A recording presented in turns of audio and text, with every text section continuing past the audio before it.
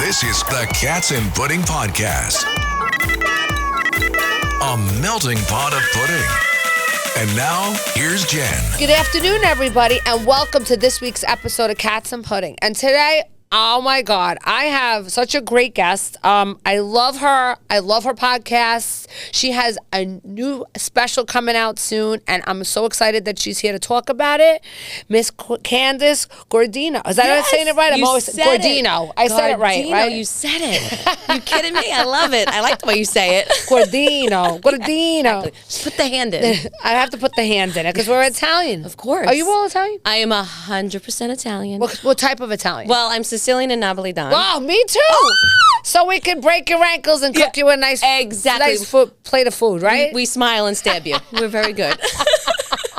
We got the best of both worlds, so right? True. Oh my God, I love that you're here in person. I know. Nice to thank have you. Thank you for having me. This is so fun. Well, I'm glad you're here. So tell us how this all got started, please. Oh gosh, absolutely. Well, I grew up in an Italian-American household, and everyone who comes and sees me perform always says to me, like, how do you get your material? And I'm like, well, first of all, don't we all pull from how we grew up? So 100%. All of my material is just me sitting in my mother's kitchen and just hearing the stories. And I kind of was that kid that like wrote everything down. Mm-hmm. So I knew, early on that performing was my thing. Mm-hmm. I did competitive dance as a kid and growing up in Staten Island, and I did theater at Wagner College, did a lot of tours, national tours, off-Broadway shows. And I was like, I know I'm going to do theater. Yeah. And I know I'm funny, but I'm like, I don't think I'm a stand-up comedian. That didn't feel right. I don't want to like poke fun at anybody. That's not my thing. But I knew I wanted to create like a theatrical experience when you walked into the theater. So when you come and see me, you literally get, I say like a full meal. I tell you stories. I impersonate all the family members. I sing because I have a theatrical background, and I combined it all. And I started doing it about, oh my gosh, I want to say it's 10 years of a journey. And what I mean by that is from start of figuring out like, okay, I'm going to kind of mold myself and feel my avenue out, right? Like my avenue was not always clear because it's like, what are you? Are you a stand-up comedian? Are you a theater girl? Like, what are you? Are you a singer? Are you exactly. a dancer? What are you? Right? And because people, they want to put you in a box.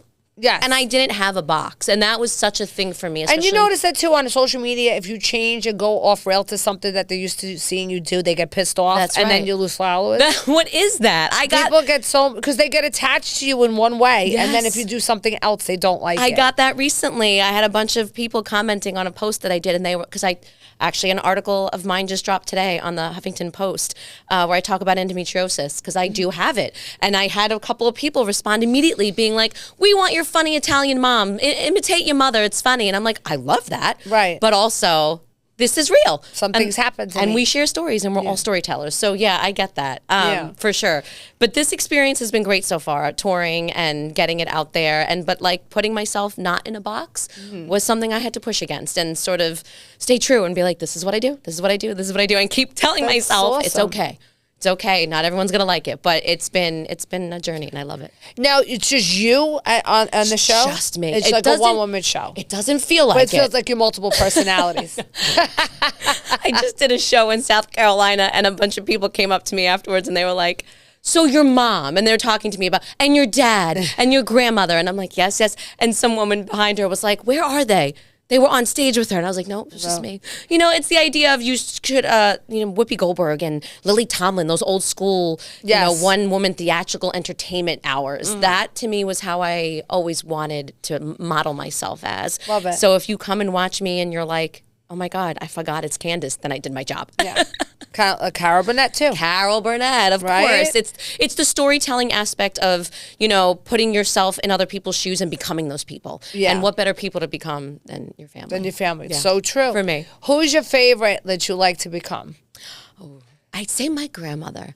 And the reason why is because, like, she's not your stereotypical, like, Italian grandmother. We always, like, hear people talk about them, and they're always like, oh, she's cranking out lasagnas in the basement. Yeah. And she's got a house dress. She's got spike heels. But my she's got, like, what are those orthopedic shoes? Yeah. But my grandmother had the spike heels. Yes. My grandmother had sexy black dress. Like, that was 60. my grandmother. My grandmother was not the typical. Yes. My mother's mother was not the typical Italian mother, but my father's mother was the off the boat, yeah. Ellis Island. Yes. The double chin. She looked like 110 when she was 50. You know, the whole thing. Yeah, wore black till the day she died. But our grandma, now I never knew that grandmother. The only grandmother I knew was my fashion designer grandmother, who was before her time. Yes. She worked for Henry Bendel, Ole Cassini. Yeah. So, like, she worked for Liz Claiborne when Liz Claiborne just started in the 70s. So she was this person that, like, this is my grandmother. But she still cooked. Yes. Still the Italian grandmother, Sunday dinners, you know, still the same way. But yet she was this other I love this. person. So it's like, but it's I didn't have the typical Italian grandma like you had. Either did I. Like, And she only had one child. She only had my mother, but my mother had 5 of us. oh my God, this was my grandmother. Yeah. She only had my father. Wow. She didn't have a husband. I mean, she had the husband. She left him. You know, she got a divorce, which was like, you know, the Catholic Church wanted to kill her for it. They did. And she was like, screw you. But she was like, I'm telling you, the spike heels, the sexy dresses. She had a facelift at 65 when, like, that wasn't a thing to do, you know? And I remember that. And it was so impressionable on me that imitating her on stage is so much fun because there was always a cigarette. There's always the scratchy voice. And it had this intense sexuality about her that I didn't see from anyone else. So it was really cool. Yeah, that's cool. That's the character. I love that. So if I was interviewing her right now and I said, and what was your grandmother's name? Franny. Franny. I had a Loretta. My grandmother was Loretta. Love it. Loretta. So if I said to Franny, how do you feel about doing these shows when your granddaughter is impersonating you? What would she say to me? So Franny would take a drag. She'd be like, she's perfection. Perfection. Nobody else does it better. Screw all these people. If they could do it better, get your ass up there. Let me see you. Try it. I dare you. I love it. I love it. Actually, she would say that when I was a kid, too. She'd be like, ask these people. Tell them to get up. Let's see if they can do it. I love it. So she'd always give you encouragement. 100%. That was like my grandmother, too. Right? And she always said, always have your own money. Don't depend on a man. Yes. All the time. Even though she was married to my grandfather for 71 years. Yep. I hear you. They met in day camp, she always said. I love it. And but they were together till the day they died. They stayed together. It was so cute. So cute. They were but he worshipped her. And what a role model for you to look at, right? But she was a narcissist. Oh, boy. Yeah. Franny was too. A narcissist. 100%. It's very hard. Yes. Who always held you to a high standard, I'm sure. Yes. So me too. You know, if she said she thought you were fat and you were fat, she was telling you were fat. Why don't you stop eating? Yeah, it doesn't fit. That don't fit. No. I laugh. You can't wear that. I laugh because I grew up in that kind of household, even from my dad, which I think today, you know, people say like Italian dads very with their cynical. daughters, right? Yeah. I have a lot of friends that were like, oh no, I'm the princess. And I'm like, wait, in my I never household, had that. I'm the first daughter. My dad owned an auto body shop across the street from Yankee Stadium. He was like, oh, learn how to, you know, change the tire. Oh, get down. Let's There change was the no oil princess change. in this house. There was none of that. No. So I didn't grow up with that feeling of My like, sister had you're to get good. married to get out of the house. Yeah. She had to be home at 10 o'clock when she was 21. The only way she got out was with getting married. That was it. That's how she got out. Yes, my parents were strict, but they were very much, nothing was, like you said, nothing was you're amazing. No, nothing was amazing. You're all right. Get to work. Like Yes. that was the energy. They gave you they told you could do anything, but they did tell you about your idiosyncrasies and your faults a lot. Yes, even now, when I'm on tour, I'll come off stage and I'll be in a different city. You know, you're a little out of your element in a different city. If my dad comes or if he visits, because, you know, he's got to come. He's going to, hand out T-shirts. He's going to do his thing. And he comes and he'll be the first one to be like, great, so the second part, shit. And I'm like, thanks, Dad. Instead of just saying, this is great. No. This is great. Tell you flat out. That was me a good too. show. My first podcast, instead of them saying how wonderful I did on my first podcast, I got critiqued from my brothers and my brother and sister. Well, why'd you say that? Yes. That was. What do you mean? But I'm not saying. It was a joke. It was a joke. Why'd I say that? That's not right. What? I know, dude. If you don't like what I'm saying, then don't watch it. I don't know what to tell you. Please, I feel you. I posted a video the other day, and my sister goes, "Was that about me?" I was like, "No." Well, first of all, why would you? I didn't even say your name. And I imitate my sister in the show. I impersonate her, and I feel Does she like when you she must like it, but not like it. It's twofold. Yeah. She'll sit there and she'll be like, "I'm the best part of the show." when it dropped on Amazon, she Are you called the me. oldest? I'm the oldest, yeah. Okay. And she's the younger one. So when it dropped on Amazon and the news came out and it was like, it should be this big, exciting thing because I've been working really hard for this or whatever.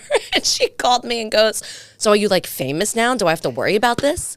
And I'm like, you? What do you mean? What do you have to worry about? Like, it was just a reaction of like, little sister energy. Love for it. sure. Now, how many of there are? It's just the two of us. Just the two of you. Okay. Yeah, as my father said to me the other day, he's like, we stopped at 2. And I said, why?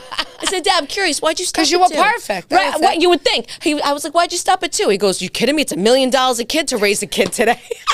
So Well, he was he's like, right. it's too expensive. It is. That's what he did. My third sent me over the edge. Yeah, That I'm was sure. it. I Yeah. have one. That was it. I have literally a little 1.5-year-old, and I'm like, this is tough. Wait, right now you Right now. I know. How old are you, if you don't mind me asking? How old am I? Yeah. Just turned 40. God bless you at 40. Yeah. Having another baby. Having a baby. Yeah, no. Well, it was a 7-year journey. Wow. So being in your 40s, having a toddler It's a lot. is a lot. It's a lot. It's I a know. lot. Yeah. I I'll had get my down. first at 21 and then my last one at 35. Oh, and 30 what a big difference. There See, was. I don't have no reference. I didn't Oh, yeah, it have was a a child big at 21. reference. Yeah. But we tried, I was like 34 when we tried. Yeah. 9-year journey. Did you have IVF? Oh, If you I don't- had 12 failed rounds Wow. of IVF. I had 13 or 14 failed IUIs. Oh. I had 2 endometriosis surgeries, 7 fibro. I mean, I went through the gamut. Mm-hmm. Also, too, to discover, it wasn't so much, after a while, the journey turned into not about getting pregnant, not about a baby. It turned into what's going on with my body, right? What's my health? Did you feel like that when you calmed down, you got pregnant? In some aspect, yes. My calming down, we're Italian. I don't necessarily calm down. You don't know how to calm down. And by the way, when someone says to you, calm down, relax. It gets You worse. can't calm down. It's 10 times worse I'm when you so try to do sorry. that. How am I going to calm down? So I didn't have like the moment of like, I'm calm, but I did have the, fuck it, I'm done. Sorry, you can edit that out. You can fucking curse. I go fuck her. I did have the I'm done. And I was like, I'm done. I'm probably going to adopt. I had the adoption papers, and my husband was the one who went, let's just wait another month. I said, he's nuts. I'm done. I'm done with the surgeries, the needles, the drugs, all of it. I'm done. And then about 2 months later, I got pregnant. See, that's what always happens. I was a labor and delivery nurse first before I became. I'm a doctor now, love but this. I was, and I could tell you that I've seen it so many times with women that once they calm down and they didn't think about it so much and put so much pressure, all of a sudden they got pregnant. It's just, you know what? It's honestly, I swear to God, it's mystical, and I think it's when God, and I don't want to bring religion into it, but I am going to bring religion into it. God, if He wants you to get pregnant, He's going to make you get pregnant. Yeah. It's a mystical thing. It is. It and is. you know what's funny? And I when went you mess down, with it, I feel like it doesn't come to pass. and I think my journey was a little bit messing with it in the sense of I was searching and searching. I did every mystical healer thing possible. The shaman, the psychic. Yeah. Because you're searching. You're like, what? Yep. What Because is you happening? see this thing. You're like, Yeah. I saw this vision. I was supposed to be a mom at 35. Yeah. Not 40 something. Like all of a sudden here I am with this toddler. Like I didn't think that was me.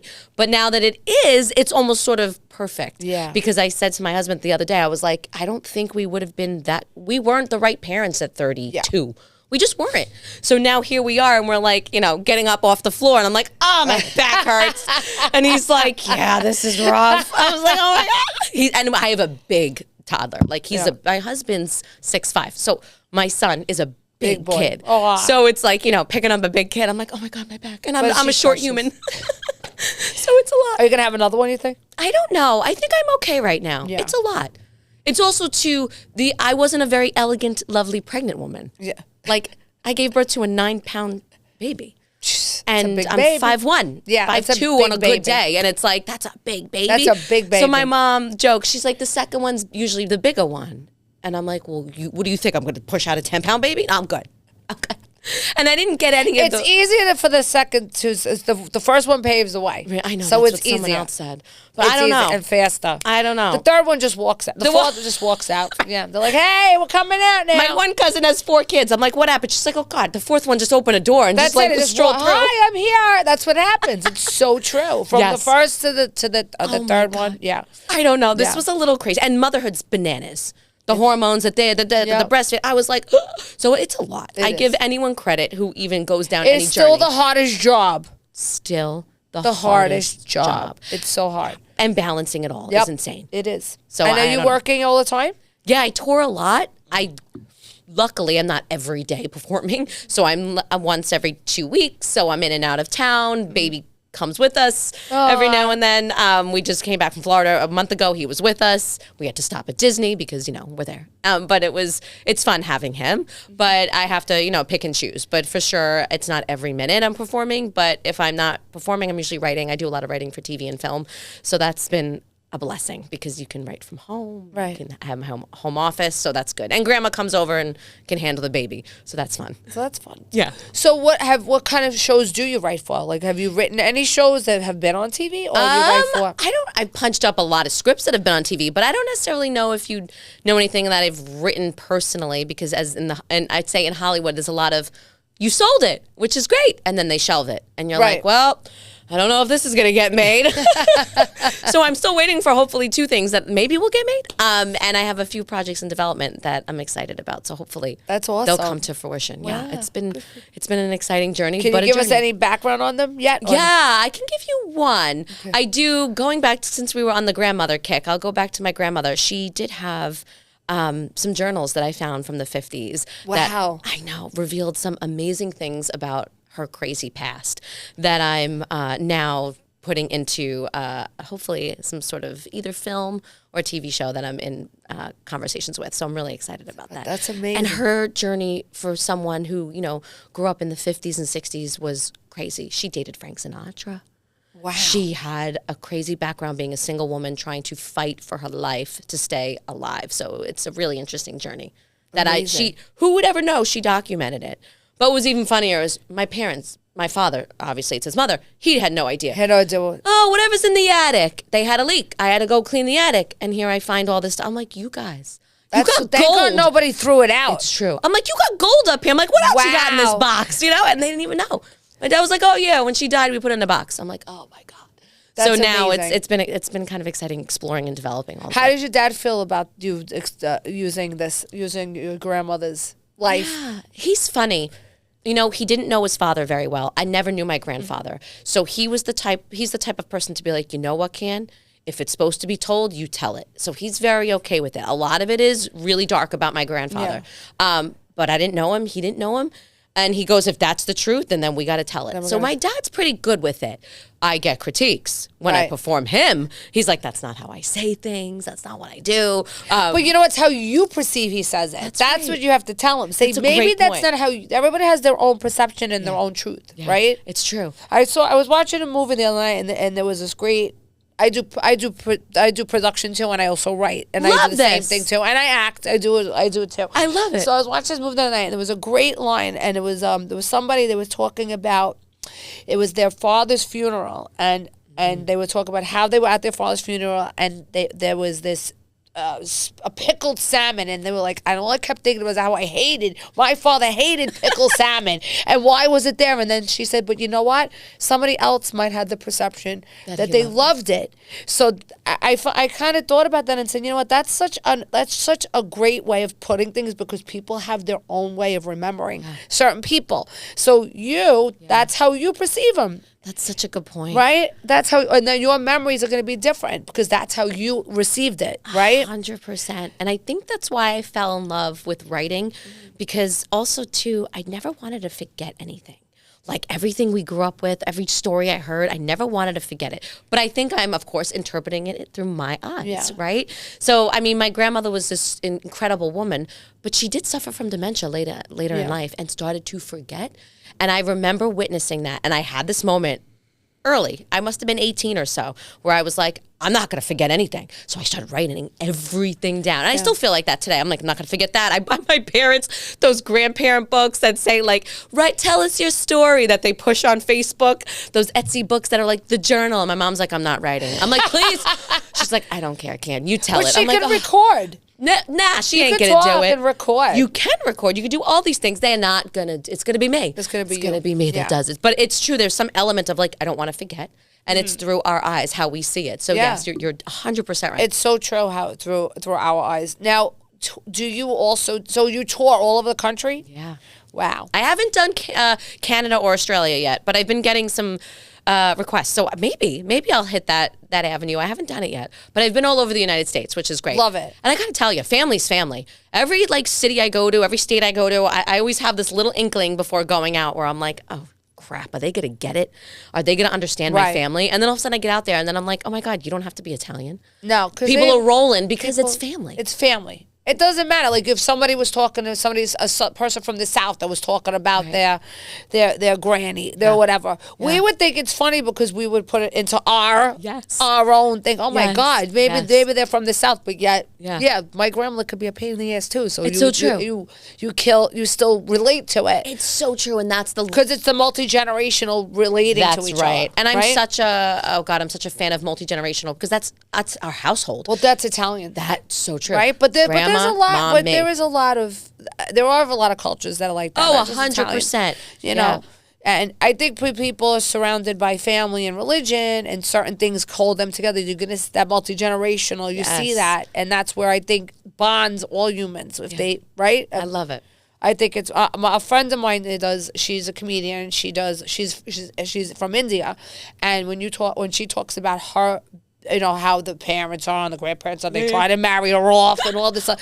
And it's so funny because even though like maybe our parents, well, we kind of did the same thing. It was kind of like, even though they didn't like give us an arranged marriage, it was kind of an arranged marriage because they make you meet the person that they kind of want you to marry years ago. Yeah, that's so it's kind of like the same. It's the same thing, right? They kind of push you to. All right, this is the going. That Tony, that Tony Canoli, you got to marry him. He's a nice guy. Aren't they a nice family? We I like would them. love to have them over for Sunday dinner, right? It's true. So, you know, but when you have that relation, the multi-generational, I think that most people can relate to it, which is good. And people love Italians. People love Italians, don't we? I mean, either you are an Italian, you know an Italian, you want to be an Italian. I always got that, and I still kind of get that. And I'm so proud of being Italian. I mean, we should all be proud of what we've come from. And I say that often when I'm on stage is like, listen, you don't have to like what I'm saying, but it's what I'm from, and it's what I want to express, and I'm excited to connect to anyone in the audience. It's about human connection, and my biggest thing with the show is that there's usually an 8-year-old, an 80-year-old, an 18-year-old, a 108-year-old, like what any age bracket can sit in the audience and watch the show and enjoy it. I'm not overly, sexual or anything that's so like, oh my God, that you can't enjoy the show. And I got a lot of flack from that in the beginning, especially with bookers and stuff. They were like, you need to be more controversial. You would book more. You would book more. And I'm like, yeah, but that's not who I am. That's not who I am. I don't want to be controversial just to be, why? So I sell more tickets? Yeah. I wouldn't be real. Right, exactly. And like, I don't get up on there and like pick audience members out and rank on them. Right. If anything, I make fun of myself. Yeah. It's just how I am. I never want to make anyone feel bad. I always want to make the audience feel good and feel like they've been on a journey and like feel like we've just sort of all had this experience together. So yeah, I got flack in the beginning, but I was like, you know what? This is who I am. Take it or leave it. I'd love to see one of your shows. Gosh. When's the next one in New York or New Jersey? So even Florida, I go. I know. Or Chicago. So Boston, so good. We do actually. I'm doing a fundraiser for my college in December of 2026. So the end of this year, in Staten Island. Okay. So we'll be doing a big show there. I think that's the next New York. I have some in Connecticut coming up, Rhode Island. Oh yeah, over let the me summer. know those. Yeah, we'll say that at the end. You'll give them some dates. Oh my God, totally. I have a lot of friends in Rhode Island, so have them come. We love it. Yes, I will come. Rhode Island's that would be fun. great. Oh, I love Rhode Island. I do. I keep saying, my husband keeps saying, he's like, so we're going to retire here, right? I'm like, I know. It's so nice. I love it. Rhode Island's great. It's really nice. It's a nice, and there's a big Italian community there. Huge. Yeah. And they're so sweet. Every time I've ever gone, I mean, I'm lucky. I get up on stage. 90% of the time my show's sold out, which I'm grateful. I'm so grateful there's people. I still joke about it that I'm like, you came to see someone not famous, like that, really, But it's okay. So but you know what? It's because they can relate to you. That's why they come and see you. Yeah, that's right. It's the love of it. I love doing that. I love that people can relate to any story that I tell. So what's different now with your podcast? What is your podcast about? Oh my God, Well, I know what it's about. I want you to tell them what it's about. So I have two actually. The one podcast I have is with my friend Sarah. Sarah Schreiber. She's a WWE correspondent. We have been friends for 20 years, and we love to yak. That's all we say. We just want to chat all day long. It's called Don't Start, but we do love to support people who literally are just making a difference in this world. So we have a bunch of amazing guests on, and you need to come on our show. Oh, I'd love to. Yeah. Whenever you want me we'll get you on. Love to come on. And we chit chat and just talk and support, and we just have a good time. So it's something we've been really wanting to do.